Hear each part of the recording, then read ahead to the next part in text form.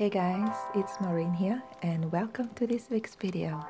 Today I will share an illustration that I did not too long ago. It is based on the traditional Indonesian marionette play called Wayang Golek. This traditional play is pretty well known around the Southeast Asian region, and depending on which country you're from, it is known by its local name. In my case, in Malaysia, it is known as Wayang Golek. I start off with a rough sketch that I later transfer to my watercolor block.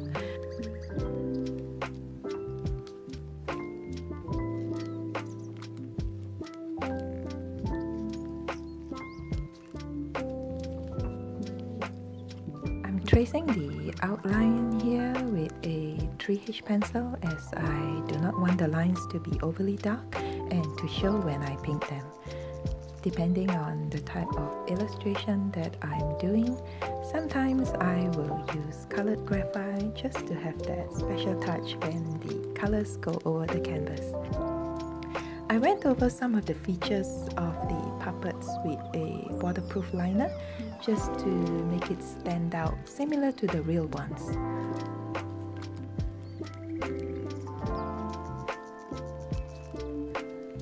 I usually start my pieces with the face as I think it to be rather fascinating and calming, and also to get me in the mood for the rest of the piece. Well, somehow it just works for me. The background here is pretty much simple. Starting off with the wet on wet technique, I splattered paint all around the area and dropping in some effects to give that textured feel. I usually go for salt or cling wrap when it comes to texture, and depending on the type of illustration that I'm doing.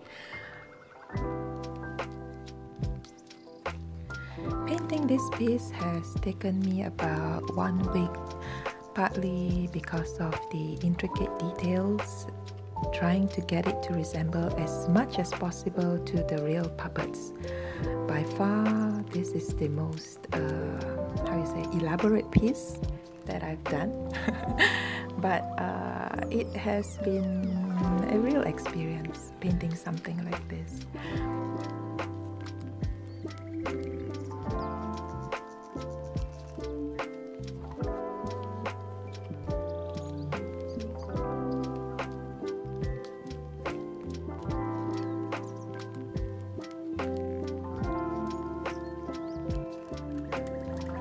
I did use references for this piece as to study the color style and facial expression of the puppets.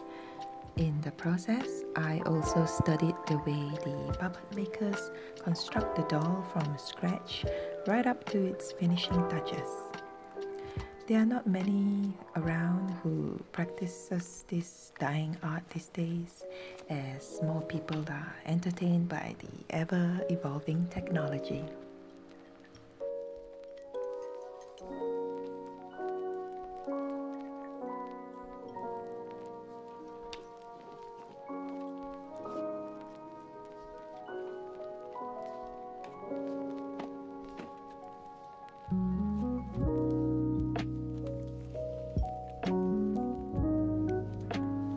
Halfway painting through this piece, I was imagining how it could look if I were to use another medium such as colored pencils or graphite.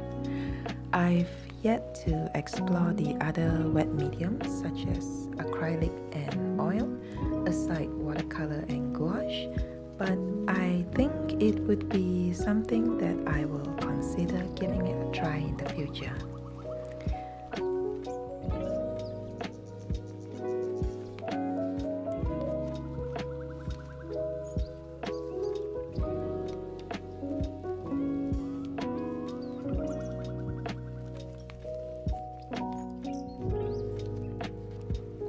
There are times when I'm just in the mood for something simple, and depending on the type of illustration that I'm doing, I will use colored graphite just to have that special touch when the colors go over the canvas.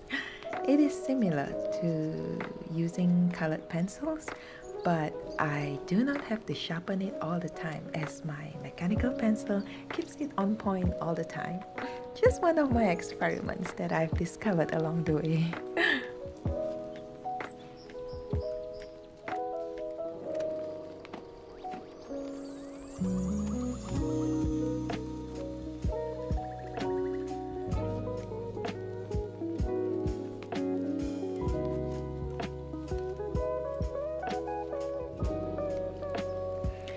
I think we are pretty much like these puppets as a society and also as individuals. We go about our day doing things that are expected of us, moving about mechanically and doing the same routine that sometimes we question if there is something much more better to this out there.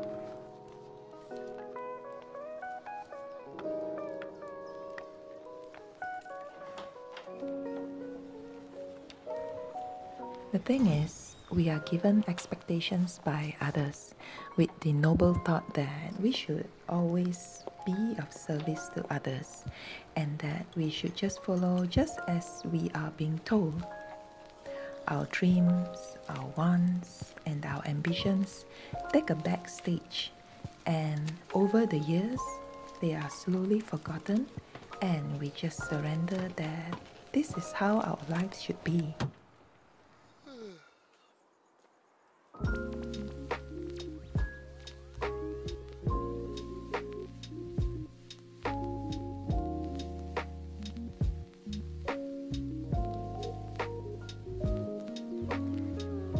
In the traditional Wayang Golek play, the puppet master dictates how the puppet moves based on the script and story that has been selected for that day.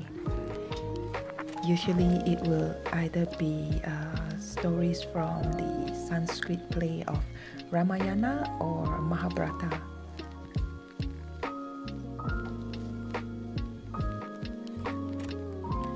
Each puppet has a role to play in the story, and sometimes the character is killed off, which is an unfortunate thing.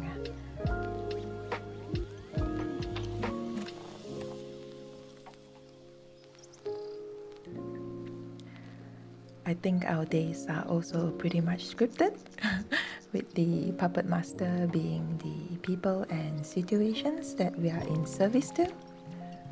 We do have our own storyline, but more often it has a lot of authors in it. And the storyline does not always go how we expected it to be.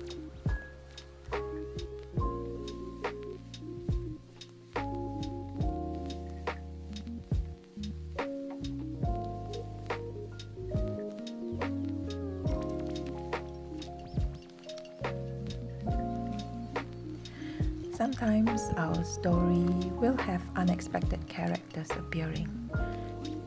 Some will come into our lives to lift us up, and some come to leave us lessons for us to be better versions of ourselves. And usually this will be the heartbreaks, the breakups, and the late night cryings, and the "oh, why has he not texted me yet?" and "oh, I should not be thinking of her anymore. Oh, I should have known better," and blah blah blah blah blah.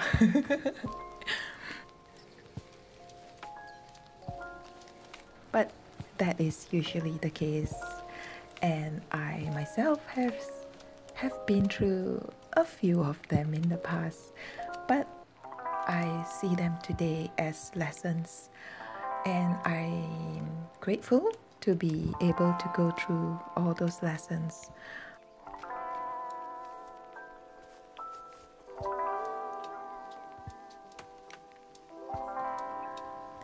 Regardless of how the story goes, it should always be us as the main author, and introducing complementary co-authors that are aligned with our vision. It is like having a co-pilot in some ways. Well, the sky is vast and interesting, and so is your life story, yeah? True? Of course it's true. I know I'm right.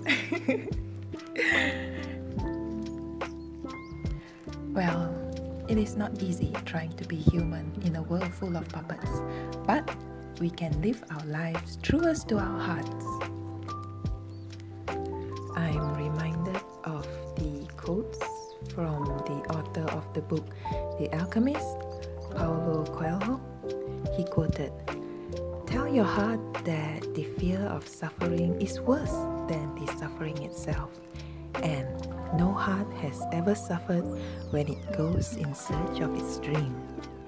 Remember that wherever your heart is, there you will find your treasure. I first read his book a few years ago, and I found something in there that changed the way how I see things today.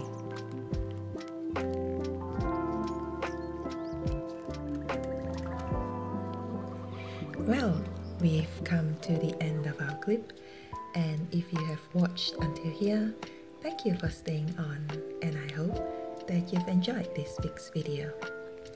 Prints for this piece are available in my store. I will leave the link in the description box below. That's all for this round. Thank you for watching, and I will see you in my next video. Bye!